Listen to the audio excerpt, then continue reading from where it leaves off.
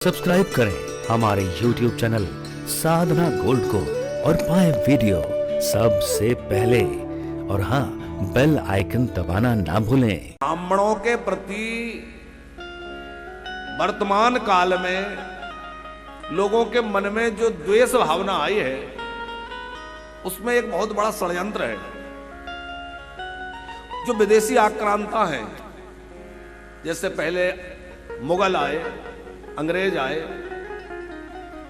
तो इन आक्रांताओं ने विचार किया कि सनातन धर्म को तोड़ने के लिए, मिटाने के लिए हमने सब कुछ कर लिया। लोगों को सूली पर चढ़ा दिया, आरे से काट दिया, तेल के खोलते कड़ाव में पटक दिया, लेकिन लोग सनातन धर्म छोड़ने के लिए तैयार नहीं है। तो ऐसा इस धर्म में क्या है? क्यों बार बार लोग इस धर्म की ओर इतना ज्यादा दृढ़ हैं कि छोड़ना नहीं चाहते? तो उस समय उनके यहां जो बुद्धिमान लोग रहे होंगे, उन्होंने कहा कि सनातन धर्म का मूल जो है वो ब्राह्मण है, गाय है। सनातन का मूल ब्राह्मण है। वो सनातन धर्म में जब तक वो अपने सनातन धर्म का प्रचार प्रसार कर रहे हैं, उसके मूल रूप में विराजमान है, तो इन विप्र देवताओं के रहते सनातन को कोई नष्ट नहीं कर सकता। तो क्या किया जाए? बोले षड्यंत्र पूर्वक किसी प्रकार समाज को ब्राह्मणों से दूर किया जाए।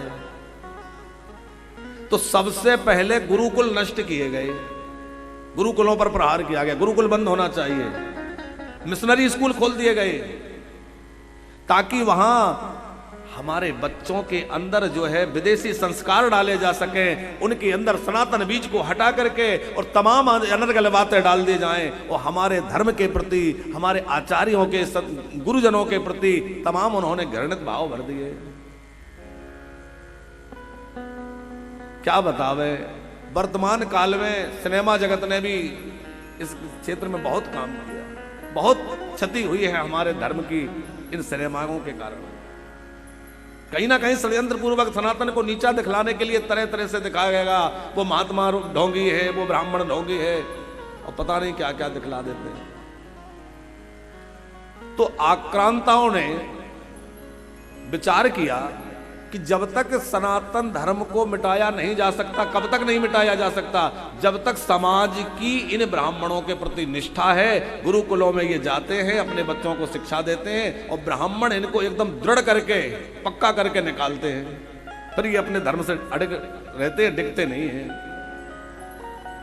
तो इनके प्रति इनके मन में द्वेष भावना भर दी जाए, हीन भावना भर दी जाए, आपस में तकरार करवा दी जाए, तब बात बन जाएगी।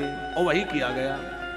और उसका परिणाम यह हुआ कि समाज का एक बहुत बड़ा वर्ग जो है ब्राह्मणों के प्रति ईर्ष्या रखने लगा, द्वेष रखने लगा। भैया देखो, ये जातिवाद की बात नहीं है। आप शास्त्रों के अनुसार चलिए। देखो धर्म क्या है? हमारे वेद जो कहते हैं वही धर्म है। जो वेद नहीं कहता, वेद जिसका निषेध करता है, वो धर्म नहीं हो सकता। वेदों में जो कुछ कहा गया है वही धर्म है। वेद धर्म का मूल है। वेद में जो कहा गया है वही धर्म है। जितने भी शास्त्र हैं, यदि वो वेद सम्मत है तो वो शास्त्र हैं। यदि वो वेद विरुद्ध है तो वो शास्त्र उपयोगी नहीं, मान्य नहीं है। वैसे शास्त्रों को हमारे यहां मान्यता नहीं दी है। वेद विरुद्ध किसी भी बात का हमारे यहां आदर नहीं है। तो हमारे वेद कहते हैं कि ब्राह्मण वंदनीय है, हमारे पुराण कहते हैं, शास्त्र कहते हैं। इसलिए इन विप्र देवताओं के प्रति कोई ऐसी वैसी भावना न रख करके और ब्राह्मणों के चरणों में प्रणाम करते हुए हम लोग भगवान का भजन करें। देखो भगवान का स्वरूप जो है साक्षात मुरली मनोहर प्रकट तो नहीं होंगे, होने में समय लगेगा, लेकिन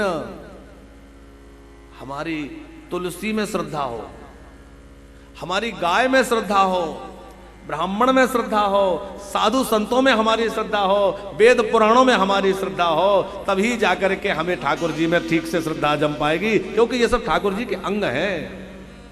इन अंगों में हमें पहले प्रेम करना होगा।